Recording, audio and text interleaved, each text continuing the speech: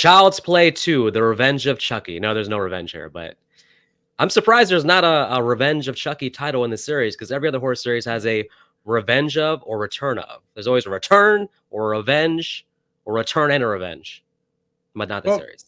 well, let's be fair. This movie should have been called Revenge of Chucky because Chucky went back after Andy real damn quick. Yeah, well, it's 2 years later after the first one. Just to give the meta background here, it's 2 years later in real time. The first one came out in 1988. This is 1990. The first one made a good, decent 44 million worldwide at the box office. It was the second highest grossing horror movie of 1988 behind Nightmare 4 Dream Master. So Chucky coming in right behind Freddy did better than Michael that year. Well, and we don't know exactly how the voodoo thing works, but it seems like by putting the doll back together, that's enough to maintain the Chucky soul, the spirit in the doll. Even though they're using new parts and stuff for the most part, I guess they're using some core few things from the original doll, and that's enough to rejuvenate, revitalize, bring Chucky back to life, essentially. So I think it's the endoskeleton that the doll was encased around, because that's the only part that they really reused was the inner lining. Yeah. There was also some Jason Lives, Tommy Jarvis bullshit going on where electricity seemed to pass through the doll, bringing him back to life, a la Jason in his grave and Jason Lives. So let's be fair. Was it really electricity bringing him to life, or was Chucky just using voodoo magic to use electricity to get everyone out of the room so he can then get the hell out himself? Well, he made one guy get the hell out of the room. That dude flew across the room, through the damn glass, with the most hilarious sound effect you could possibly have in that situation. Most hilarious face after seeing he died. Oh yeah, well, he was like this. That's a fun first kill, and the reaction by the corporate assholes is like, I was something like just like fix it, make it go away, something. So yeah, it's like fix it, make it go away. Well, what do we do about the doll? Shove it up your ass. But anyways, let's cut to Andy Barkley, who's talking to his therapist and seems to be playing the game where he's telling what happened, but he's framing it as, yes, of course, this was just a nightmare, because he knows that no one's going to actually believe him. So now he himself is like framing it as like it was a nightmare. Well, it's because he also knows he watched his mom not only get gypped by the two cops that both survived the Chucky attack, but the two cops decided to shut their mouths and say Karen is crazy. Now, I don't know if that's the case. They do say that the cops basically kind of turned on her, but it seems out of character for Mike Norris from the first movie, who had developed a little bit of a bond with Andy and his mom. For him to just suddenly be like, well, she's crazy, take her away. No, I don't think that, because Chucky was targeting him, so he did it for his own self-preservation. He didn't do it for the other two. This is Detective Mike we're talking about. He wasn't exactly the most nice or competent detective that we've seen in any horror movie. I'd rather John Saxon be up against Chucky at this point. Well, John Saxon always plays a good cop, so that's always a positive. But yeah, I don't know. I mean, I didn't like that. I didn't like the hint that the cops turn on her, and now she's been locked away, and now Andy's in foster care. The actress Catherine Hicks, she had gotten together with one of the makeup people from the first movie, so she's showing up on set here for part 2 every day, bringing her man lunch, and she's like basically saying like, "Hey, I'm available if you guys need me." And they're like, "No, we want to go in a different direction." The logic is that we don't want it to be so similar to the first movie by having Chucky chase the mom and Andy again. We got to do something different. Let's be fair. It might as well have been the same, except instead of Karen and Andy, it's Andy and Kyle. It's practically the same movie anyways, just a bigger budget. Yeah. Yeah, I guess instead of the mom dynamic, you have more of a big sister dynamic. So, but it's kind of the same. She's playing the same sort of protector role that the mom played in the first movie. I will say, I do like that it's really a way for Andy to be able to build relationships for future endeavors that he may or may not have to take on, and he'll have a support group to help him. Yeah, yeah. And these characters will as we'll get in the series, his characters mostly all come back later on in the series. So, um, well, Joanne and Phil are two foster parents who there's some cutscenes, I guess, with them that would give them more character development, establishing that they can't actually have kids. So they're a little bit conflicted on taking young Andy because although she seems pretty gung ho about it, Phil is basically saying, "Hey, this kid may need some attention that we can't really provide. I mean, with the issues he's had, are we well equipped? Are we able to handle this?" Which I think is a reasonable take by Phil. I don't think he's out of line in thinking that. What I think Joanne should have done is listen to her husband, forget about Andy, and then adopted a nice like baby that has no family. It was put for adoption very, very early, and then raise that baby like their own.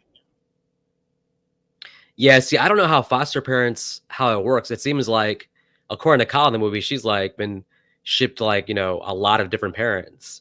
So is it just like they have you for a certain set time period, and then you go somewhere else, or is it like a contract you sign? Like I'm gonna have this kid for 6 months or have him for a year.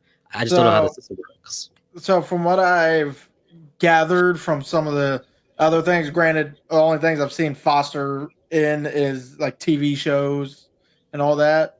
What I've Mm. gathered is you're put with a foster family to see if you're a good match with that foster family to eventually either be adopted by that family or to be adopted by another family, but somewhere for you to safely be, in a sense. But So poor Kyle has never been a good match, never found a good match, never been adopted. And now she's 17, so within a year after this movie, she's going to be on her own. That's mhm. why she's working a job there, even though Joanne wants her to be home for dinner every night, I guess. But Yeah. you can't you can't you can't expect a 17-year-old to have the same interest in a family dynamic when she knows she's going to be on her own the next year or so. I feel like But what I feel like Joanne was the type of woman that would help that if Kyle stayed with her for that whole year, that would probably help out Kyle as much as she could. I don't think she would have kicked her out at the age of 18 like, my dad kept telling me he was going to do, at least until I told him I was joining the military. I think the well, I mean, this is like a very side note, but I think the leaving the house at 18 thing is becoming passe with housing prices and stagnant wages. I think more people are accepting the idea of just staying home, saving up money. It feels like that was more realistic back in the day when you get a job at the factory, the local factory, and like and buy a house like in the For local town 15 cents. for 15 cents. Yeah, I don't know if that's going to be the case for a long time. Oh, hell no. Yeah, I like Joanne, and I even like Phil. I think that when I was a kid and I first watched the movie, as a kid, I took it as Phil was like the villain in this movie, like a human villain. As an adult watching it, everything he says sounds reasonable. He still allows them to, take Andy home, but he's reasonably cautious about, hey, at every turn asking like, is this too much for us? I think it's a good role, and I think that for both of them actually. And I would have liked more scenes focusing on them just to develop their characters more. Actually, the actress who plays Joanne, she's disowned the movie because in the original script, she did have a lot more scenes, apparently a lot more development. And I noticed in the casting that she's billed second in the casting. So she's supposed to be a bigger character, but a lot of her scenes apparently got cut. And because of that, she actually like hates the movie, hates her experience on it because she thought, I think when she signed up for it, she expected more of her character, I think. I mean, how would you feel having to do all those scenes over and over again just to then go into the theaters and find out they chopped it down to have you pretty much as cannon fodder instead of someone to be liked? Well, the only thing is, I don't know if they filmed the scenes. I don't know if it just got cut out the script at the last second, or if they actually filmed it and cut it out. It wasn't made clear. I assume that maybe they filmed some of that stuff, but apparently, just like looking at the script beforehand, when she read the script, was like, oh, this is a meaty role. This is like a character, a lot of development, a lot of scenes, second billing. But she definitely, in the final product, becomes more like a minor character, I would say. Mm-hmm. Well, Andy comes home. I guess we should talk about the first death there, because Chucky is unfortunately for the guy who's tasked with taking him and shoving it up his own ass, I guess. He's gonna take Chucky. He's gonna throw Chucky in the backseat and go to the liquor store. I just got a question, because why does this guy have so many toys in his car? Is it these a bunch of scrapped products that he just hasn't thrown out yet? Or is he the guy that actually has a white van in his driveway? Think he's a creeper? Yeah, and if he Trying is, Chucky's a good guy with this kill. Yeah, we don't get to know enough about the guy to really know anything about him, but we do know that he doesn't carry cash, and unfortunately, that's going to deny him the liquor because the cashier's like, "Hey, we don't take credit cards here. Take your American Express and shove that up your ass too." So. But it was a gold. It was a gold card. It's the Woo! same thing. Nah, nope, Nah, nope, nothing. He's gonna have to stop at a gas. Well, I guess this is all a moot point anyway. He's never gonna get to drink that liquor anyways because he's gonna die in the next scene. So, well, to be fair, you should never listen to Chucky. If Chucky needs you, never listen to the fucker. well, to be fair, when Chucky first hijacks him or puts the gun to his head, I don't think the guy knows that it's Chucky. I think at first he's just like, "Oh, somebody's in my back seat." But that wouldn't make sense because he would have seen when he got in the car, you know. So the other problem is if I was that guy and I'm thinking a grown man in the back seat with a gun in my head, I'd be like, wait a minute, no one can sit in my back seat. It's like, how you fitting back there? how'd you get in there? Because I just checked the back seat and yeah, how you fitting there? Are you cramped? You want me to move my seat up to give you some more leg room? I mean, there's no seat back there. It's just toys.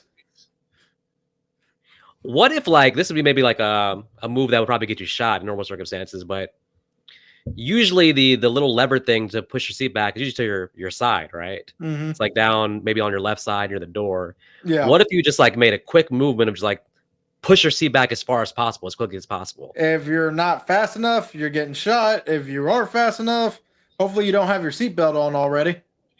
Because that would probably, for a normal human, that probably wouldn't have done much except crush their legs a little bit. But that probably would have like thrown Chucky back towards the back windshield. So. Yeah, but Chucky was over on the side, so if the guy would have done that, Chucky would have just looked at him like, really? Okay, would have been more effective, I guess, to try to do 4 then. But you're driving, so you really can't do that anyways while you're driving. So you know what else would have been very effective? It's called a brake pedal. Well, drive as fast as humanly possible to make the guy think you're crazy enough to kill yourself with this guy in there. And if he's not backing down from that, slam your brakes. Because again, in the back seat, there's no way he has a seatbelt on either. I have a question. I mean, I don't know how things were back in the 80s or even though this is 1990. Well, yeah, we'll assume this takes place around 1990-ish. I don't know how things were back then, but Chucky, upon awakening, the first thing he does is he grabs Andy's file, finds out he's in foster care, and he's going to call the foster place, claiming to be Uncle Charles. Yes. And apparently they just give him Andy's new address, all his information. The lady's just like, "Oh, Uncle Charles. He's at 55124 Delaney Lane." Like, yes. What? What the hell? Because no one gave a shit back then. There was actually nothing to stop them from doing that. Now you got the Hippocratic Oath or whatever it is. You got that woman nowadays that woman would actually be sued for doing that. Well, the family's dead, so there's no suing, but I have a better explanation. I think there was things in place back then to prevent that, but I think she just sucks at her job. She's just terrible at her job. Well, she said the word uncle and like, okay. Any reasonable person would be like, want some more background or ask for some identification or something, or just be like, "Hey, I can't give that information out. You can come in person, show some ID, and then maybe we can talk." But give it over the phone, jeez. This whole thing might have been like, okay, maybe Chucky still finds out somehow. But if the lady's just like, "I can't give that information," at least make at least harder for Chucky to actually find where Andy's at. But he's already now on the way to the house. That of course, what's his face is going to drive him to a parking lot near Andy's new house. Yep, and then going to reveal, of course, that he has a toy gun, which the guy laughs about and Chucky laughs, but then he's going to actually kill him. Yes. You know why? Because Chucky likes killing so much, he laughs about it. One of the best things about this movie, and even into going forward in the series, it was there in part 1 a little bit, but the Chucky laugh is probably like the greatest thing ever. I love Freddy's laugh too, but Chucky's laugh is so maniacal. of all the killers, does anybody enjoy causing pain more than Chucky? You can tell he loves his job. Freddy. Yeah, I mean, they're kind of Leprechaun. they're in I'm the gonna same say, tier of enjoying it. I'm gonna say Leprechaun, just because he enjoys what he does. Sure, he doesn't care if he kills you or not, but he's enjoying himself while he's doing it. The best thing about Leprechaun is like he seems to wow himself with his own magic. He'll do something. He'll be like, oh, yeah, like Leprechaun enjoys his job too. So maybe that's the holy trinity of enjoying killing is Leprechaun, Freddy, and Chucky. Yeah, But I don't know. Maybe I'm like sadistic, but I just get a kick out of like Chucky laughing his ass off while killing somebody. I don't. Maybe I'm like wired in a bad way, but Chucky I think that's surprises himself. Because remember, he was only a strangler when he was human. Now he's a doll, and he's doing so much random stuff, watching people being dismembered. It's like, I didn't know I had that in me. yeah. I think we may have talked about this in the first movie. If Chucky was successful in getting his soul into Andy, all right, now he's a 6-year-old kid. Like, what was his plan? Then it's like, is he going to be like is he going to be go around and just kill people as Andy, or just grow up and live a whole new life? Like, I got he a loves theory. killing. He loves killing, so he can't really let that go. I'm guessing, right? I have a theory. The theory is, yeah, he was going to continue killing, especially on bullies, and then he did really seem to like Karen. I mean, he kept biting her. So interesting enough, one thing that is going to come up in this series as we go on, and it's something I made a note about. Chucky coming back, first thing he does is look up Andy, right? Mm-hmm. There's one thing, though, that I was thinking about, and let me get your take on this. He's let go of the idea of getting revenge on Mike Norris, the detective from the first movie. I would think that Mike Norris is the one, obviously, who shot him and kind of caused this whole thing to begin. But he seems to, like, let Mike off the hook and never really pursue him again. But I would think that, like, in the back of his head, he's like, I still got to get that cop. But it just doesn't. I mean, obviously, they couldn't get the actor back, but that's one thing. I understand Chucky's really has no need to go after the mom anymore. The mom was just protecting Andy, so he had to get through her to get to Andy. But he should have a personal vendetta to take out Mike Norris, but he just forgets about it and moves on. It's kind of puzzling. I don't think he's actually forgotten. I just think that because he knows he has a time crunch to get his soul into a human body before he's fully a puppet for the rest of his life. So his first goal is to become human again. Yeah. So the Mike Norris is going to come, just not until, but he wants to get the time crunch thing down. Mike Norris can come anytime.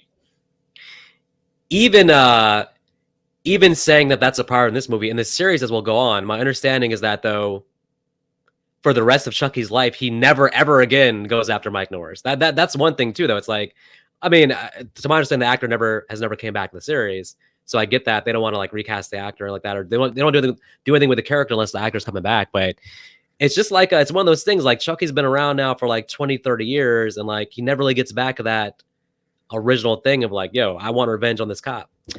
But yeah, I mean, if you think about it, if he had gotten into Andy, he could have very easily lured Mike in by, like, just posing as Andy and being like, hey, let's meet up sometime, and then, like, as Andy, then kill the cop. So maybe that's on his mind if he ever is successful. But yeah, I get that his first priority is to get into a human body, and also he knows that as well, that there's a time crunch. Mm-hmm. Because in each movie, it seems he's slowly, once he has the new doll body, he has a certain amount of time, an undisclosed, unknown amount of time before he's stuck in the body, in the doll. Yes. So he's got to move quickly.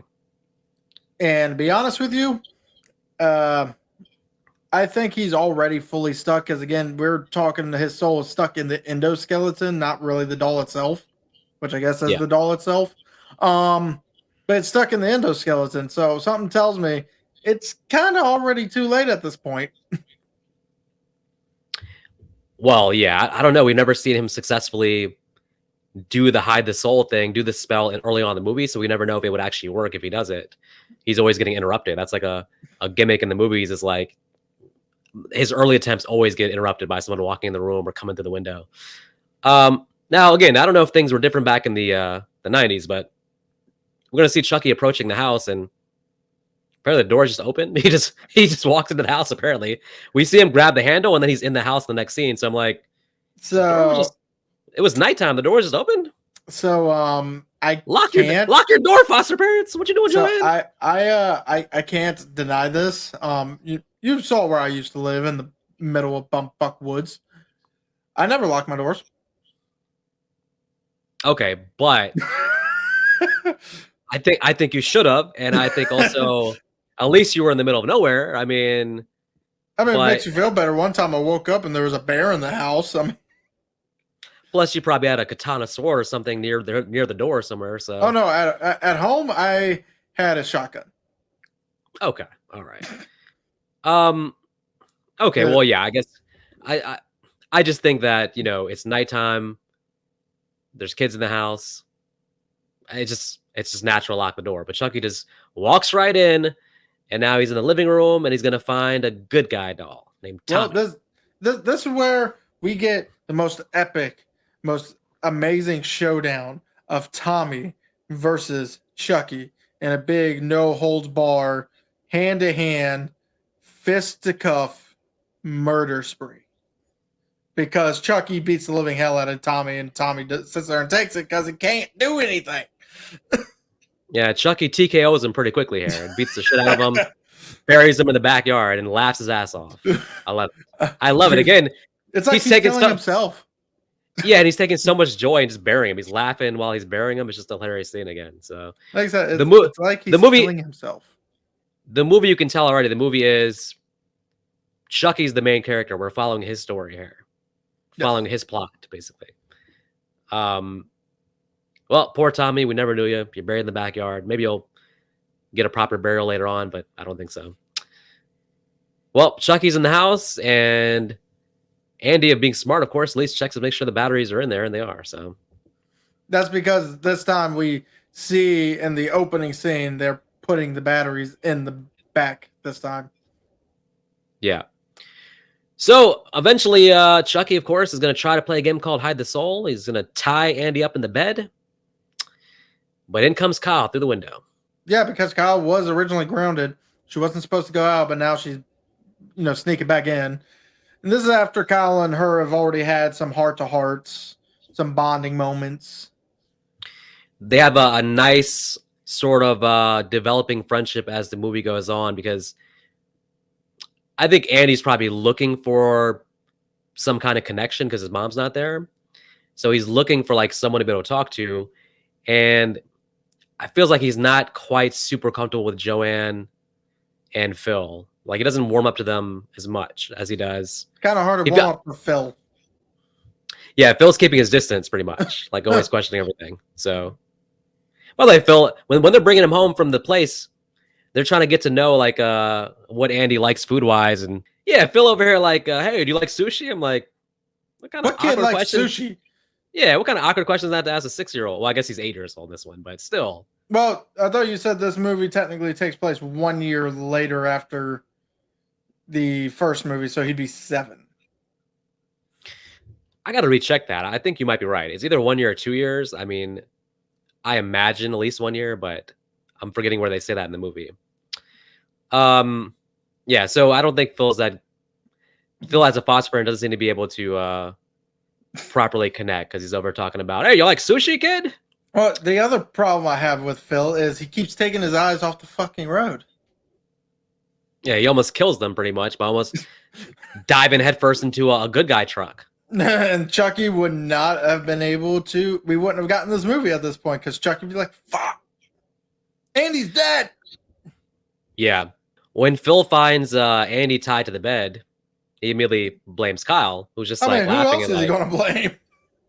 That's like the mystery there is like Andy could not have tied himself up. So it's like Kyle should immediately know, like, wait a minute. It's like literally not possible for him to do that. Like, well, especially it was funny because Kyle even asked him the next day, how did you tie yourself up? It's like, really? You're 17? Are you a Yeah. dropout? No, I think she go. They show her going to school with her friends. I think so. So Maybe. she's just stupid. No, it's not stupid. She She's given. thought a damn 7-year-old tied himself to a bed. I feel like she should have like wondered in her head, like, how did he do that? Like, I really need to know because, I mean, obviously, like I said, nobody's gonna like straight up believe, like, oh yeah, I'm sure Chucky the doll tied you up to the bed. So No, I'm fine with that, but still, it's just, did Joanne? Is there somebody breaking into the damn house who's tying Andy to the bed, which should be even more scarier? Because I'm sorry, Chucky just wants his body. Wait, yeah, we're gonna take a fun field trip to school, yay! Expedition to school. and Chucky's gonna make sure that Andy fails his class. Oh, he makes sure that very much, and also, this teacher. Holy cow! Again, like I know it's a different time period, but she's grabbing Andy, throwing him in the chair. She locks him in the classroom. Yep. Which probably shouldn't actually be possible, but well, that's Andy, the deadbolt was also on the inside, so Andy could have unlocked the door him damn self. How do you lock a kid in the, like, what if there's a fire? How do you lock a kid in the classroom? Kid's just going to have to die. But the reason I would say she should get fired, but I mean, she's not gonna have to worry about it. I'm going to get you fired. Yeah, absolutely. I would report her to the principal, get her fired, make sure she never works in this town again. She'll have to go to a different school district, damn it. Because believe it or not, something like that did happen to me. I was getting bullied. I tried to tell the teacher. Teacher told me to get on her good side.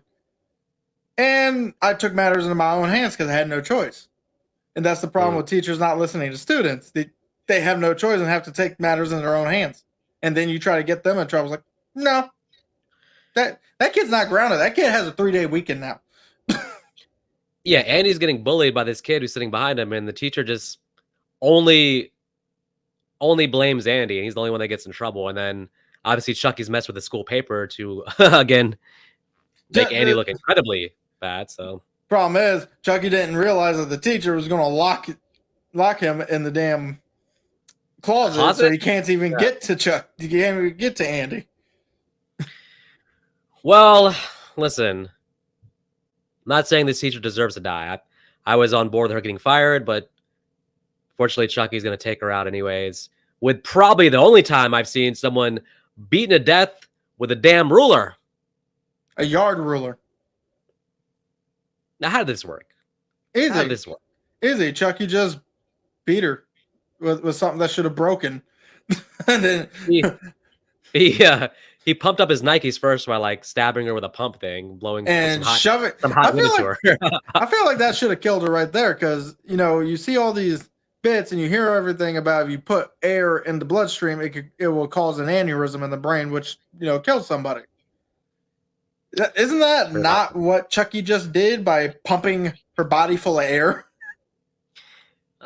It didn't seem to get her. I mean, she went to the ground. She flew over like 5. She hit like 5 death flies to the ground. She's bleeding. Chucky, and then we just see Chucky. I mean, it's an off-screen kill, but Chucky, it's implied that he hit her with a ruler like 3 or 4 times. I mean, I'm just like, would that? Is there okay?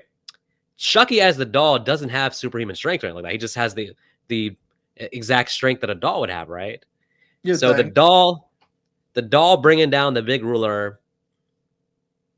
I guess if he's like getting her in the head or something, like I don't know.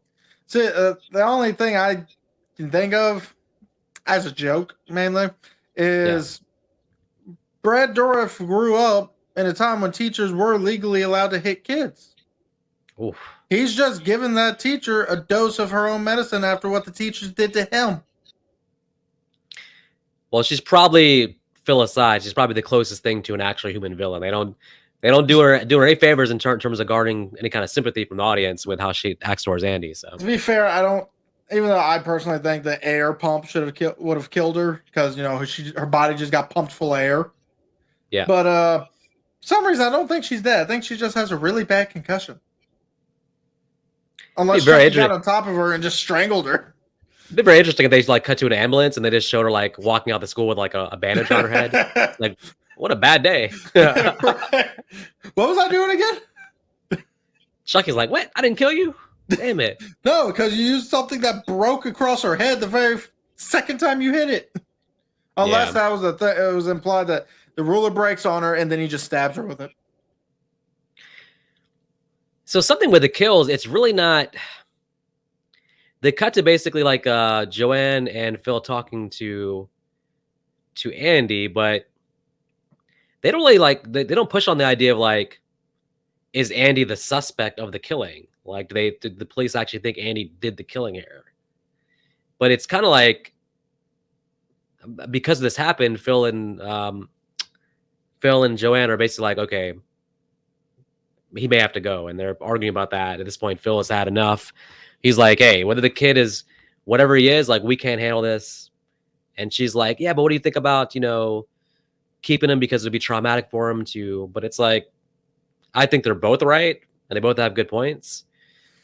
But yeah. Unfortunately for Phil, he decides to go down into the most tense scene of the whole movie. Oh yeah, when Andy pulls a Jamie Lee Curtis from Halloween H2O, where he's like, she's like, Michael. Well, she's like, Michael. But in case he'd be like, Chucky, who's basically taking the power back in his own hands by going down the basement with a drill thingamajigger. It's like an electric carver. But still, he goes down there with the electric carver, and to me, this is the most, and this is after seeing the climax also of this movie. This is the most tense scene of the movie because Chucky's down there. You hear him moving around. You hear him messing with things to mess with Andy. But Chucky also knows, okay, Andy's armed, so I got to be more tactful with this. The only thing about this kind of scene in the middle of the movie is that, and they address this later on, that I think fixes the ending. But because we know Chucky needs Andy, it's like Andy is really not in any kind of danger. Chucky at most needs to get him in a position to put the soul in his body. So I guess there's that part. But in terms of killing him, he's not in danger of that. So when Chucky jumps out at him, it's like, if you're Chucky, you're like, okay, I'm just trying to scare him and get him on the ground, but I can't do anything to him. But luckily that damn drill is so loud that it brings Phil down. But was it lucky? Because Phil didn't find it lucky. It was lucky for Andy, but not lucky for Phil. Very very tense because Phil's walking down in his bare feet down the stairs, and Chucky picks up a little hook thing, grabs him, clutches him by the back of the foot, and Phil ends up hanging upside down, where Chucky's going to be like, give some one-liner about how's it hanging, Phil? I think he might say that. But in a scene that made me cringe, because it seems like they filmed this in a very interesting way, like Phil drops head first, and his head they show his neck break, and I'm just like, oh, that got me. That made me hurt. What's bad is you don't get effects like that anymore because that looked real. Now, that would not have looked real. That would have looked pathetic. Well, yeah, it would have been like it would have cut to some kind of CGI over the top thing where like the head turns all the way around or something like that. And the bone's just sticking out. Yeah. I don't need blood here. Just the visual of that was like, ooh. Probably my favorite kill in the movie. But I do feel bad for Phil, as if they would have listened to him and just, taken Andy back earlier, then none of this would have happened. Or not bring Andy at all. Yeah, none of this would have happened. But this is only your favorite kill just because it's probably it is the most tense scene. It is probably one of the better scenes of at least out of the two movies I've seen so far. Well, I think it's the most impactful because in terms of main characters being killed in this movie, you really have Phil and Joanne. Right. Like, most of the other kills, I would say, are kind of like side characters who kind of like end up being in the way between Chucky getting what he wants. But Phil and Joanne are the only like sort of characters we get to know a little bit who unfortunately are going to be victimized there. Speaking of Joanne, just like you, I feel sorry for her because she just wanted to do good. She wanted to give a kid a second chance, pretty much, and she. It looked like Chucky really brutalized her. I mean, that what a terrible day. Think about this. You witnessed your husband get killed. You're kicking Um, a 7-year-old out on his ass. Well, not really. He's going back. so you're grieving that and all that's going down, and then a damn doll comes and terrorizes you and kills you. It's like, jeez, she got it bad. Yeah, she felt bad for Phil, but felt really bad for Joanne when you think about her plight. I mean, jeez, you're right. She just the whole movie she means well, and taking a chance on Andy unfortunately cost her life. So now Kyle and Chucky are making a car ride over to the Foster house. Well, funny enough, they're gonna get pulled over by the police. But the funniest thing is when the cop first starts tailing them, Chucky's like, "Floor it!" Like, what? We want a high speed chase, Chucky? Why does that make sense to you? Because it's Chucky. He would have floored it. That's gonna call more cops coming after you, and like, but she's like, "It's a station wagon, buddy. Get real." Pull over then. Yeah. It's just these are funny scenes with Chucky in the car. Especially like, what's your name, buddy? Chucky. Yeah, he turns his head. You're expecting the hi, my name's. He's like Chucky. You get the feeling that Chucky just hates cops the way he says that. Well, I mean, to be fair, a cop was the one that killed him. That's true. But still, the cop's just like, I'm going to get out of here because this doesn't feel right. Yeah, the cop like reacted like as if he knew something was going on, but then he just like goes about his day heading over to Dunkin' Donuts or something, I guess. I don't know, but Krispy Kreme. He wanted them fresh glazed donuts. The light is on. They're fresh out the oven. They've just been glazed. Yes. The fresh Krispy Kreme. It is better than Dunkin', I gotta say.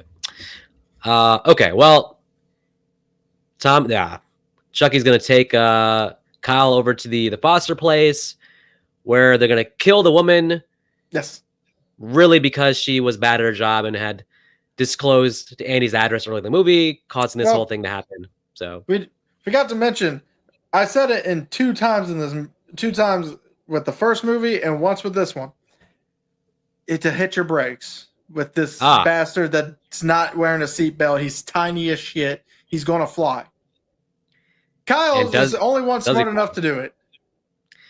She gets him, and it's smart too because you see her put on her seatbelt first. Yes. Chucky doesn't notice. Chucky's going flying, and Chucky seems to blame the whole thing on women drivers. What the hell? Who put this line in there?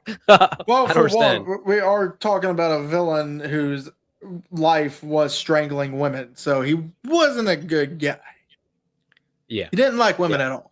But so she then runs him over again and then goes for another one where, in my opinion, this one's overkill because, like, with the 30% chance that you're actually going to hit him and he doesn't just lay down and you damage the car completely, I would just drive away. Let his ass walk all the way to the Foster area. Yeah, but I get both sides. I get that at that specific time, you're taking a huge chance trying to kill him. But if you can get him, you'll have a little bit better peace of mind versus drive away knowing he's still coming after you. Yeah, 30% chance of actually hitting him is not a good odd to be betting on. Well, true. And Foster lady gets stabbed and flies into the photocopying machine where a lot of photos of her making funny faces while dying is going to be made. And now we're at the good guy factory where our climax takes place. One of the better climaxes I've seen in a horror sequel, I would say. We get Chucky basically dragging Andy to deep into the factory, apparently. Dragging Andy's, he's on Andy's back while Andy's running, while we're watching Chucky's legs go wee. His legs always flop around in a funny way. I don't understand. Whenever he's hanging, they were like, ee, when he's on someone's back, wee. It's a funny visual. Andy giving a piggyback ride is like a funny visual for some reason. I don't know why when they're running. That did have me chuckling for sure. I don't know why. It's just funny. But yeah, Charles finally finishes his spell just to find out too late. We get the big smoke clouds, which is always a welcome sight in these movies. The epic smoke clouds indicate, ooh, the spell's about to go down. He's about to contact his old friend Dembala. Adu something. Adu Dembala. Give me the power. It is Dembala, right?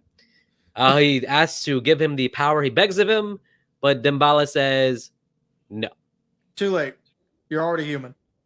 Chucky loses his mind, and we get the most hilarious thing to me is his reaction when the the boxes fly down on him. What the fuck? I definitely got to put that clip here for sure. But another thing, even though yes, the other scene is the most tense for me, this is the most fun in the two movies so far because you got this big factory. Chucky's not only chasing him, but he's damn pissed. He's insane. He now has nothing stopping him from actually killing Andy. So now Andy really is in trouble. This is the maddest we've ever seen Chucky. Like his voice is filled with rage. The only thing I would say is you do got to stretch your imagination to be like, yo, who designed this toy factory? Why the hell is it a damn death maze trap? Like they run around like this boxes area for like 5 minutes, and I'm like, how big is this place? And then even when they get to the main area, there's still no easy way to get to the exit. I'm like, what the hell? To be fair, there has to be an easier way to get to the exit instead of going through a death trap. Yeah, why would the exit be on the other side of like a damn...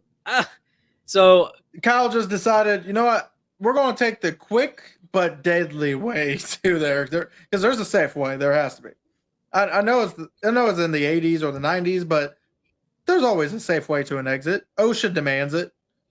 They're probably something where there is, but they just don't know what it is. So they're taking all the bad routes. But Chucky gets his arm cut off, and we get a nice. I think probably. I feel like it's an Evil Dead homage to like where he shoves the knife into the stump. Yeah. It's a cool visual, and Chucky, man, he's like he's really bleeding and he's bleeding like a human now too. You can see all the blood and guts and everything. So. Yeah, I think that this climax is fun because there's a lot of stuff you can do with a toy factory. And they do a lot of it.